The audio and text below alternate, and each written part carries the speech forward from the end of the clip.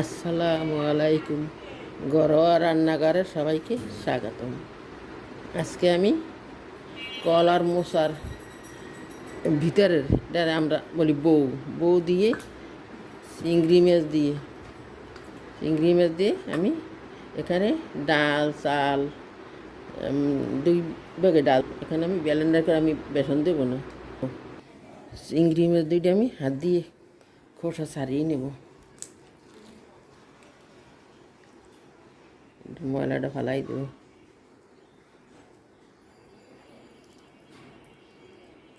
আমি একসাথে ব্লেন্ডার করে নেব।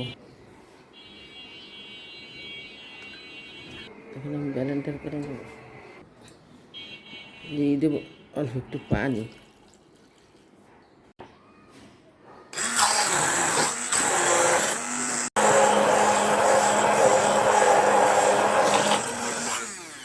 হয়ে গেছে আমার। এখন মশাটা আমি সুন্দর করে কেটে নেব। এখানে আমি পানি দিছি, হলুদ দিয়ে দিলাম লবণ। এই পানিতেই আমি মশাটা কাটিয়ে একটু ভিজিয়েই রাখবো।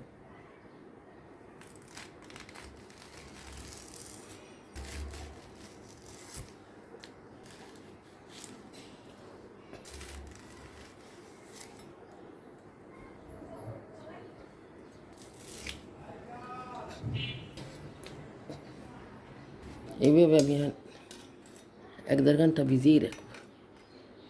লবণটা ভিতরে ঢুকবে, ওদের কষ্ট বেরিয়ে যাবে। এখন আমি বিটারটা বানিয়ে নেব। দিয়ে দেবো লবণ,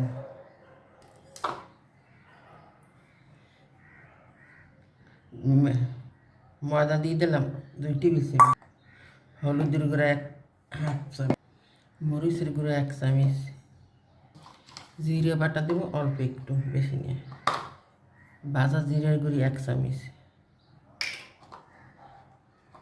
অল্প একটু রসুন বাটা দেব। আমি এতে পেঁয়াজ বাটা দেবো না। এখন আমি বিটারটা হালকা একটু পানি দেবো। বিটারটা আমি বানাই নেব।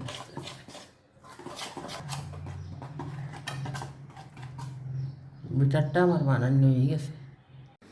মশলার পাপড়িগুলো আমি একটু চাকু দিয়ে একটু একটু হালকা হালকা করে দিছি। এখন আমি এটা ভেজে নেব। তেল দিয়েছি 250 গ্রাম। বিসমিল্লাহির রহমানির রহিম। এটা খেতে দিন কতটা জিভে লেগে থাকার মতন একটা স্বাদের জিনিস।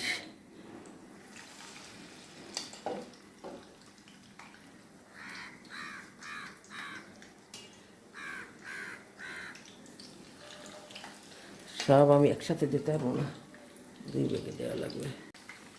এক সাইডে আমার ভাজা হয়ে গেছে, আমি আস্তে আস্তে করে ভেজে নিতে আছি। আমি এতে কোনো কালার দিইনি, নিজেরা খাবো, এতে কোনো কালার ওটা আমি পছন্দ করিনি। একবার হইলেও তোমরা আমার এই রেসিপিটা বানাই খাই দেখো, কিন্তু কত স্বাদের এই চপটা।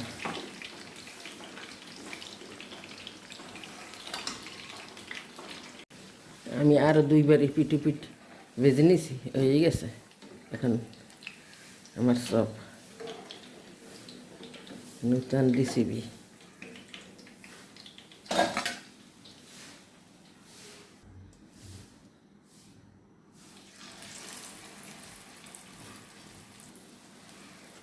একেবারে চিংড়ি মাছের বড়ার মতন খেতে স্বাদ।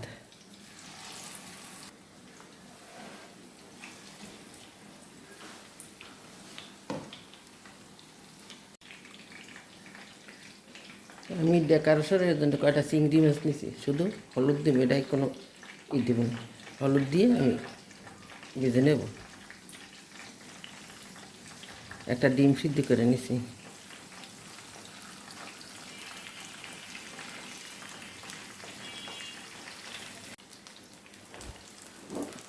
ভাজা হয়ে গেছে আমার বউ বউ সব চিংড়ি মাছের বউ সব কলার মতো। এখন আমি তুলে নেব।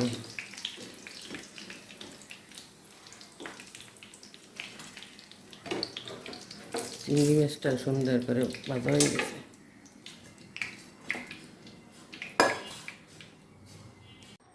চিংড়ি মাছ দিয়ে কলার মশার বউ সব জিভে লেগে থাকার মতো স্বাদ।